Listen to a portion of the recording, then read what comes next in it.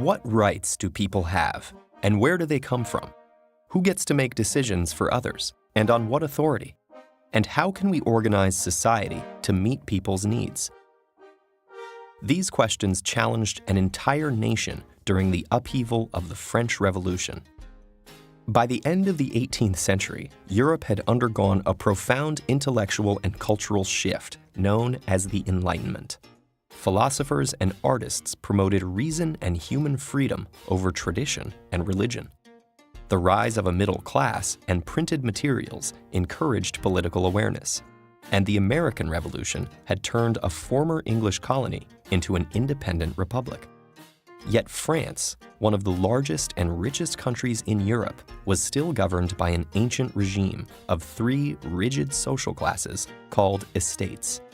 The monarch, King Louis XVI, based his authority on divine right and granted special privileges to the first and second estates, the Catholic clergy and the nobles. The third estate, middle-class merchants and craftsmen, as well as over 20 million peasants, had far less power. And they were the only ones who paid taxes, not just to the king, but to the other estates as well. In bad harvest years, taxation could leave peasants with almost nothing, while the king and nobles lived lavishly on their extracted wealth. But as France sank into debt due to its support of the American Revolution and its long-running war with England, change was needed. King Louis appointed Finance Minister Jacques Necker, who pushed for tax reforms and won public support by openly publishing the government's finances. But the king's advisors strongly opposed these initiatives.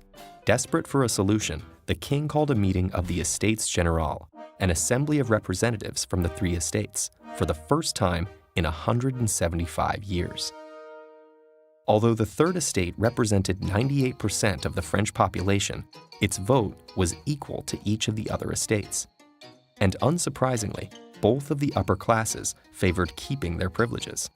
Realizing they couldn't get fair representation, the Third Estate broke off, declared themselves the National Assembly, and pledged to draft a new constitution, with or without the other estates.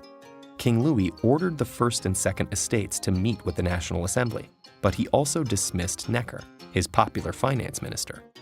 In response, thousands of outraged Parisians joined with sympathetic soldiers to storm the Bastille prison, a symbol of royal power and a large storehouse of weapons.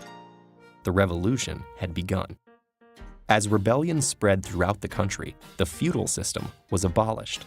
The Assembly's Declaration of the Rights of Man and Citizen proclaimed a radical idea for the time: that individual rights and freedoms were fundamental to human nature, and government existed only to protect them.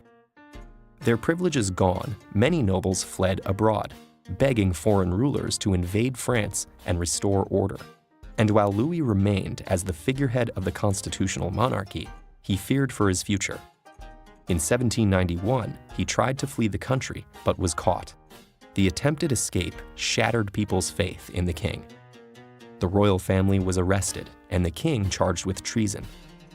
After a trial, the once revered king was publicly beheaded, signaling the end of 1,000 years of monarchy and finalizing the September 21st declaration of the First French Republic, governed by the motto Liberté, Égalité, Fraternité.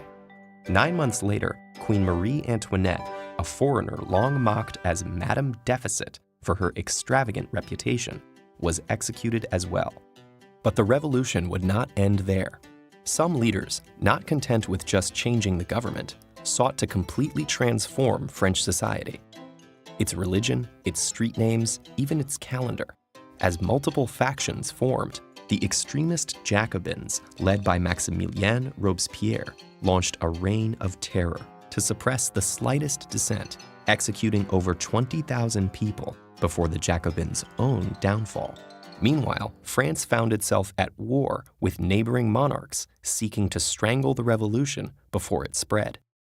Amidst the chaos, a general named Napoleon Bonaparte took charge, becoming emperor as he claimed to defend the revolution's democratic values.